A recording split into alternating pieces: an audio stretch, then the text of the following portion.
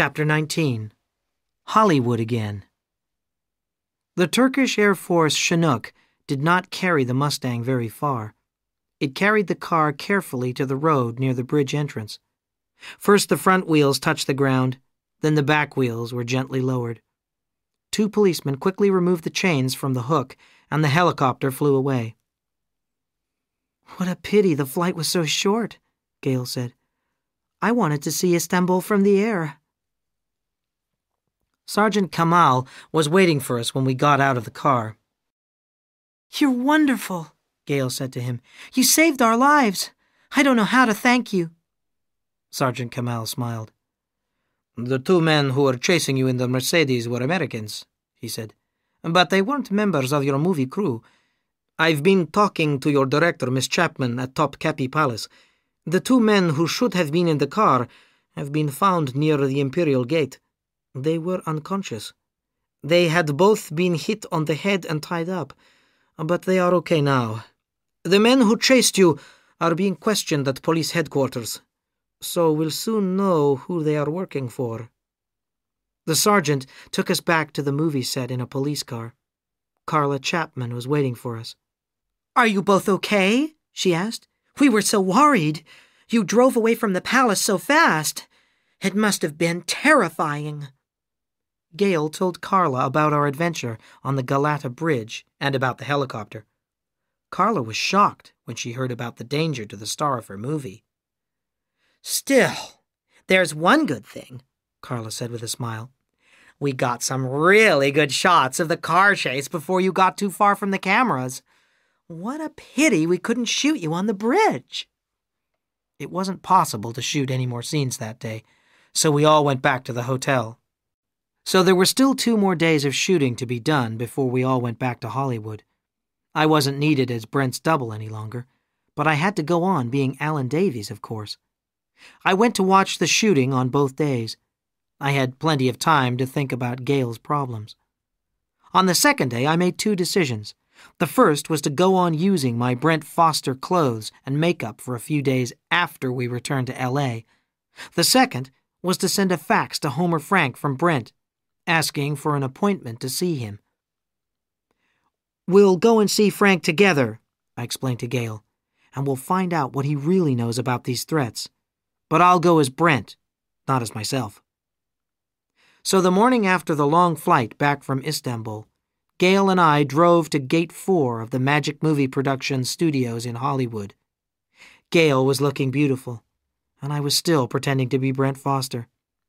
I was wired for sound. I had a microphone hidden in my clothes. It would transmit to a tape recorder in my car. Every word that anyone near me said would be recorded. The security guards at the gate took one look at us and let us through. We were big stars. We didn't have to wait at the entrance to the administration building either. We were taken straight into Homer Frank's huge office. "Gail," Frank said, "it's good to see you. I was only expecting Brent. It's a real surprise to see you, too." It was to be a morning of surprises. The real Brent Foster got a surprise, too, though I only heard about it the next day. He also came to the studios that morning, but the security guard stopped him at the gate. They wouldn't let him in. They had already seen me go in with Gail, so they thought Brent was someone pretending to be Brent Foster. We got several surprises, too. Our first surprise came a few minutes after we had sat down in the leather chairs in Frank's office. The office door opened, and Frank's secretary came in with his hands above his head. He was followed by Annie and Arabella, with their hands above their heads. They were followed by 2 short men in long black jackets, carrying long black guns, and they were followed by a slim man in his 50s with shiny black hair. He was wearing a beautiful suit. I looked at Gail. "I told Arabella and Annie we'd be here," she said quietly. "You can guess who the others are." Vincent Caleb, the man in the beautiful suit, stopped in surprise when he saw Gail. Then he walked over to her, took her hand and kissed it. "What the hell is going on?" Homer Frank asked in a high, frightened voice. "Who are you? We've never met." "I'm sorry, sir," the secretary said. "This man told me that you were expecting him. I knew you weren't, and I told him you were busy, but he wouldn't listen to me." "That's right. That's how I am," Caleb said with a thin, nasty smile. "I never listen to anyone. I give the orders. All I wanted was a little help from Gale here. Gale, who I helped so much in the past." The gangster's voice rose suddenly from a whisper to a scream. "And what did she say to me? No, is what she said. Was I going to take that? No, I wasn't." He looked around the room wildly. Gale said to him, "Why have you been trying to kill me, Vincent?" "You know why," Caleb replied. "You're still alive, though. You're still alive because of a private eye. A private eye who I'm still trying to find." Then Caleb turned to me. "Mr. Foster, I'm pleased to meet you, sir." I didn't say anything. Caleb didn't know that the private eye had driven Gale's car as Brent's double. Now, like Homer Frank, he thought I really was Brent. But I was worried about Caleb. He was very dangerous. One minute he was calm and sane. The next minute he was a madman. "You say that we've never met," Caleb said to Homer Frank. "And that is true. But you've taken a lot of my money, haven't you? I've invested over $1 billion in your stupid little studios. I'm the person who's been paying your bills.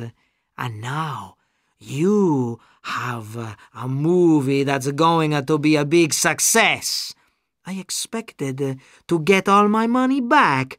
I've asked for it. But you tell me that you won't give me my money back. You say that there's no evidence that I gave you any money." Caleb's voice had been calm and quiet while he spoke to the chief executive, but now it rose to a scream again. "No! Of course there isn't any evidence. That was our arrangement. There mustn't be any evidence. I gave you the dirty money so you could give it back to me clean." Then the gangster was calm again.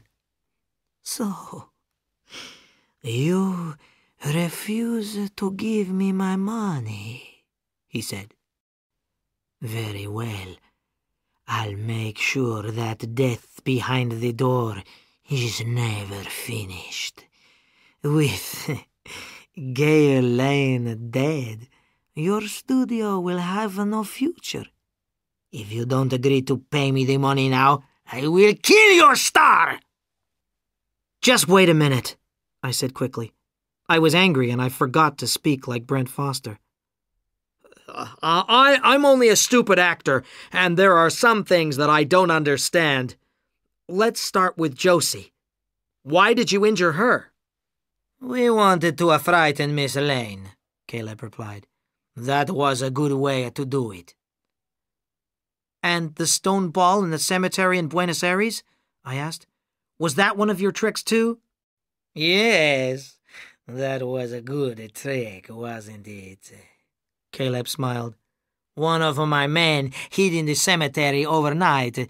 He was painted white, and when you all arrived, he stood on the roof with a stone ball. But we were still only trying to frighten Miss Lane. The ball would have missed her."